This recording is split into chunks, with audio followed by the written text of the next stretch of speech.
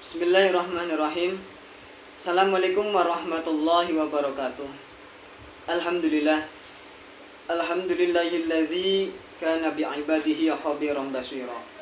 Tabarakalladzi ja'ala fis sama buruja wa ja'ala fiha wa qamaran munira. Asyhadu an la ilaha illallah wa asyhadu anna Muhammadan abduhu wa rasuluh. Allahumma sholli ala sayyidina Muhammad nabiyil ummi wa ala alihi washabihi wasallim. Amma ba'd. Yang saya hormati Bapak dosen kita, Bapak Muhammad Zaka Ardiansyah MPDI. Mudah-mudahan Allah Subhanahu wa taala memberikan keberkahan, kesehatan serta dimudahkan segala urusannya. Baik, pada pertemuan kali ini saya akan membahas masih di mata kuliah perkembangan peserta didik. Pembahasan kita kali ini ialah karakteristik generasi Z dan generasi Alpha dan implikasinya di dalam pembelajaran.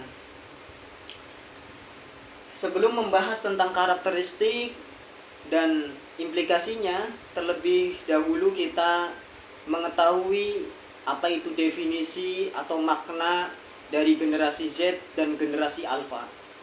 Generasi Z ialah generasi yang lahir tahun 1995 sampai 2010. Sedangkan generasi Alpha ialah generasi yang lahir setelah 2010. Generasi Z dan generasi Alpha adalah generasi yang akrab, yang dekat kaitannya dengan perangkat internet atau gadget atau media sosial. Generasi Z dan generasi Alpha adalah generasi yang kesehariannya,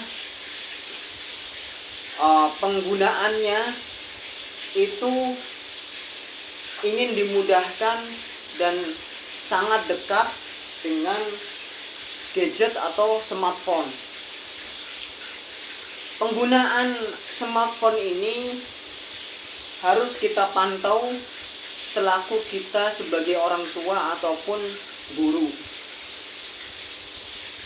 Karena penggunaan internet di era globalisasi seperti ini, di era 4.0 yang arus informasi begitu masif, informasi sangatlah banyak, sangatlah beragam, maka peran kita sebagai orang tua ataupun guru harus benar-benar bisa membimbing, harus benar-benar bisa mendidik, karena anak kita, peserta didik kita itu belum sepenuhnya bisa mensaring ya, mana yang benar, informasi yang benar ataupun informasi yang salah. Jadi maka kita harus didik, kita harus kawal. Kita harus kawal benar-benar perjalanan mereka di dunia maya. Generasi Z dan generasi Alpha, karakteristiknya mereka selain dekat dengan gadget, mereka pula menggunakan apapun ya, mempermudah pekerjaan apapun itu dengan media sosial atau berbagai platform-platform internet ya, seperti YouTube, menggunakan akomodasi seperti Gokar, Gojek, Grab, dan yang lainnya, bahkan memesan makanan, nah, dan melakukan aktivitas lainnya, berbelanja, mereka pun menggunakan gadget. Maka yang harus kita imbangi, ya, yang harus kita kawal ialah bahwa mereka boleh melaksanakan atau melakukan hal-hal seperti berbelanja, menggunakan atau memanfaatkan media sosial, platform-platform di internet tersebut, tapi penggunaannya itu harus sesuai syarat-syarat ya, harus sesuai kriteria yang benar-benar manfaat ya. Apabila penggunaannya dengan penggunaan yang tidak terbatas atau tidak diberikan ketentuan oleh orang tua ataupun guru, maka khawatir anak tersebut akan menyelewengkan ya kebebasan tersebut dan akan terjerumus di dalam informasi-informasi yang negatif dari arus internet tersebut. Adapun tantangan bagi orang tua ataupun guru, saya khususnya dan teman-teman guru yang lain, tantangan di era globalisasi, di era internet yang begitu masif informasinya, ialah yang pertama ialah radikalisme atau intoleran.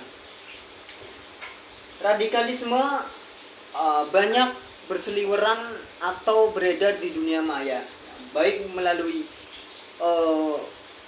pengajian, ya, konten-konten radikal atau intoleran, ya, provokasi-provokasi, ya, yang mengatasnamakan agama, artikel ataupun bahan-bahan bacaan, ya, yang banyak beredar di internet, yang kita semuanya pasti tidak susah mengaksesnya, karena arus dari radikalisme ini adalah dari dunia, bukan hanya nasional tapi tingkatnya dunia.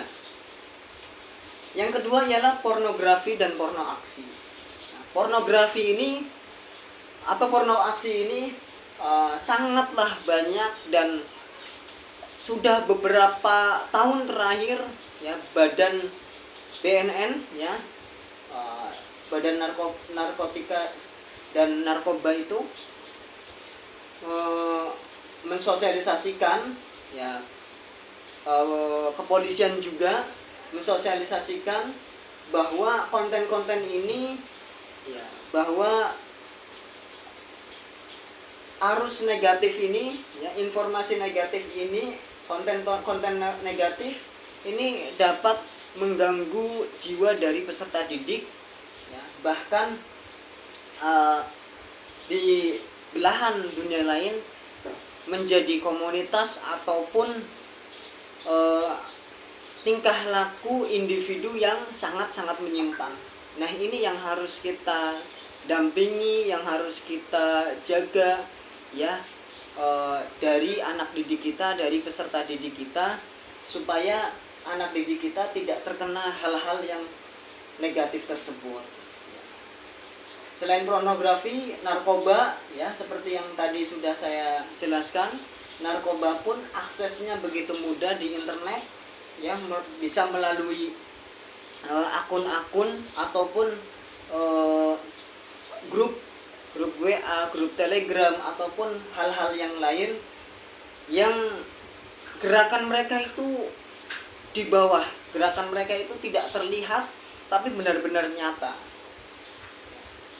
Yang selanjutnya, tantangan yang selanjutnya ialah hedonisme atau westernisasi ataupun budaya-budaya luar yang kerap sekali meracuni bagi peserta didik kita, sehingga peserta didik kita meniru atau membawakan budaya luar, yang budaya tersebut tidak ada manfaatnya, bahkan menyeleweng. Jadi tantangan-tantangan inilah, tantangan radikalisme, ya, pornografi, porno aksi, narkoba, westernisasi, ya, dan hedonisme, ini yang harus kita pisahkan, ya, kita jauhkan dari anak-anak. Kita bisa berperan sebagai guru, walaupun itu di rumah, ya. Jadi ruh guru atau ruh orang tua itu harus hadir selalu di sekeliling atau di sekitar anak kita, ya, peserta didik kita. Dengan cara apa? Dengan cara kita memberikan kepercayaan, kita memberikan HP, memberikan smartphone, gadget kepada mereka. Tapi kita harus tahu, ya, harus masuk ke dalam, harus dekat, ya. Harus tidak ada jarak dengan anak didik kita, ya. kita tahu bahwa konten-konten atau aplikasi-aplikasi di HP mereka adalah aplikasi yang benar-benar bermanfaat dan tidak negatif, tidak mengandung unsur-unsur yang negatif ini gitu. Dan kita tahu misalkan HP kita atau HP peserta didik atau laptop atau gadget peserta didik atau anak-anak kita itu di password, kita tahu passwordnya. Akses tersebut yang membuat mereka itu bisa menjaga, ya kita berikan kepercayaan, ya kita bilang kepada mereka, ya adik kamu sekalian, kalian bisa mengakses, kalian diberikan kemudahan untuk mengakses yang lainnya, untuk memberikan untuk dapat berkomunikasi dengan teman-teman kalian dengan aplikasi-aplikasi, menggunakan aplikasi-aplikasi di smartphone, tapi asal tidak melakukan dengan hal-hal yang negatif. Inilah tantangan-tantangan ini yang harus kita pisahkan, yang harus kita jaga agar arus negatif ini tidak ke anak didik kita, tidak masuk ke dalam anak didik kita, dengan kita percaya, mengawal dan selalu dekat dengan mereka, ya selalu berkomunikasi dengan mereka. Ya, kita tidak juga bisa terlalu keras, ya kalau terlalu keras maka mereka akan menolak, ya dengan jiwa mereka, dengan berperilaku kita memberikan kepercayaan, ya tidak terlalu keras, maka mereka insya Allah akan menerimanya. Yang selanjutnya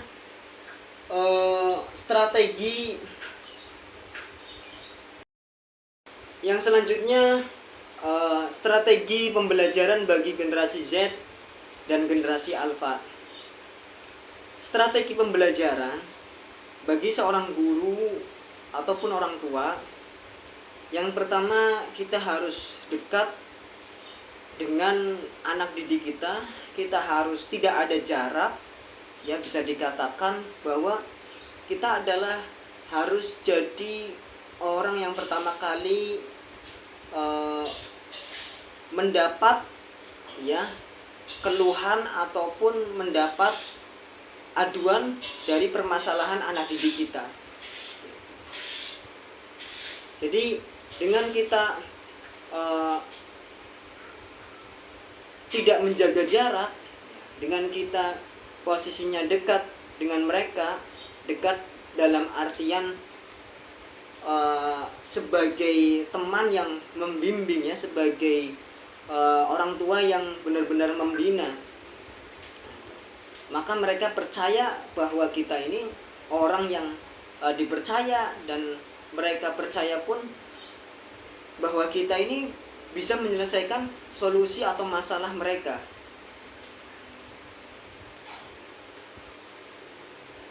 Yang kedua ialah memberikan kebebasan ekspresi, memberikan kebebasan berekspresi. Kita bebaskan mereka, kita percayakan mereka bahwa mereka bisa menjaga amanah dari kita. Mereka berselancar di dunia maya, mengakses internet, mengakses segala apapun yang di internet, tapi mereka pun harus sesuai dengan koridor-koridornya. Artinya apabila konten-kontennya tidak mendukung konten kekerasan, konten pornografi, konten-konten yang perjudian, ya, konten-konten yang negatif, mereka akan menolak dengan sendirinya, akan tidak mengaksesnya. Yang selanjutnya ialah pembelajaran aktif, ya bermakna dan eksploratif. Kita sebagai guru harus melakukan pembelajaran aktif, pembelajaran yang mengunggah isi hati dari mereka, isi keinginan mereka, bahwa saya mempunyai kemampuan melakukan hal ini, maka kita harus wujudkan ya skill kemampuannya, ya kita wujudkan di dalam pembelajaran. Dalam hal ini pembelajaran PAI. Misalkan dalam bab zakat ya, kita praktekkan bab ikhlas, bab jujur. Kita praktekkan, ya kita percayakan pada beberapa siswa di kelas, ya, ada yang berjualan tapi tidak dijaga, ya, jadi jualan dagangan ikhlas gitu. Mereka hanya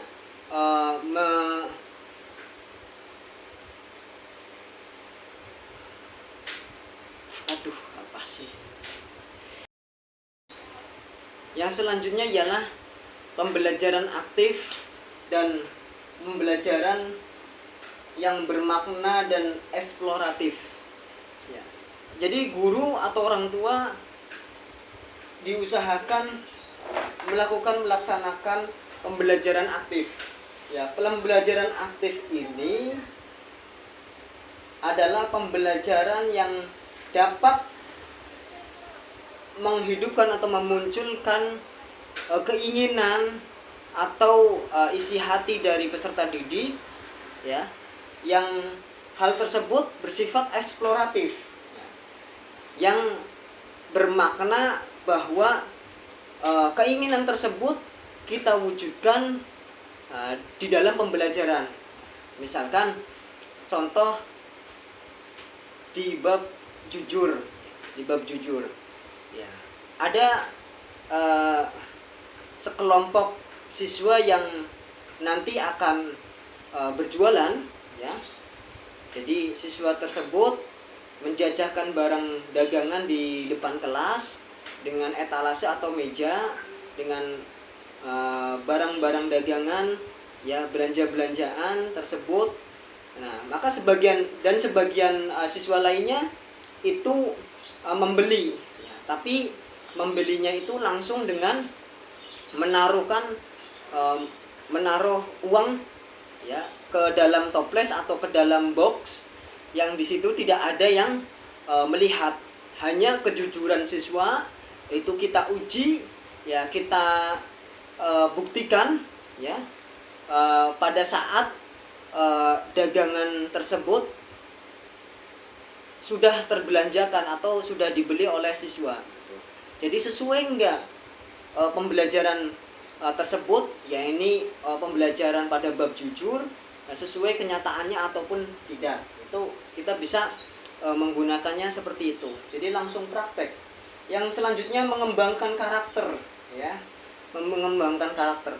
Karena kita melakukannya atau mengajarkannya pada generasi Z, generasi Alpha yang kerap sekali dekat dengan konten, dekat dengan gadget, YouTube, video-video game, yang lain sebagainya. Maka kita berikan tugas, ya, untuk membuat konten atau membuat hal-hal yang menarik terkait dengan pembelajaran. Misalkan kontennya konten sedekah, ya, kontennya konten islami, konten sholawat, konten praktek sholat, ya. Mereka lah yang praktek, dan mereka lah yang merekam, dan mereka lah yang mempublishnya ke keluar, yang melalui YouTube ataupun melalui Instagram, ya, ataupun yang lainnya. Nanti kita nilai dari konten-konten mereka. Yang selanjutnya mengembangkan minat dan bakat, ya, mengembangkan minat dan bakat.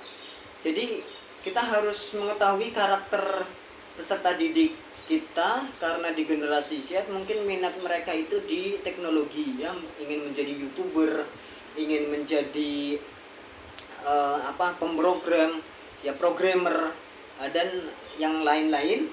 Maka kita harus fasilitasi dan harus kita salurkan minat, bakat, skill, kemampuan mereka, dan skill mereka pun harus sesuai dengan apa yang kita ajarkan. Artinya tidak menyimpang, ya, tidak menjadikan programmer, tapi programmernya untuk menghack akun-akun atau birokrat luar internet yang nantinya akan berbahaya dan mengandung unsur hukum pidananya. Yang selanjutnya, yang terakhir ialah menggunakan media digital ya. Kita sebagai orang tua dan guru diharapkan menguasai media digital, menguasai gadget ya. Kita bisa mengakses ya, kita bisa memantau, kita bisa membimbing mereka melalui gadget kita ya. Dan mereka itu walaupun diberikan kebebasan yang benar-benar bebas di era yang banyak informasi, tapi mereka tetap menganggap kita adalah gurunya, menganggap kita adalah orang tuanya yang mereka idolakan. Mungkin dari saya ya, kurang lebihnya saya mohon maaf. Wallahul muwaffiq ila aqwamit thoriq. Wassalamualaikum warahmatullahi wabarakatuh.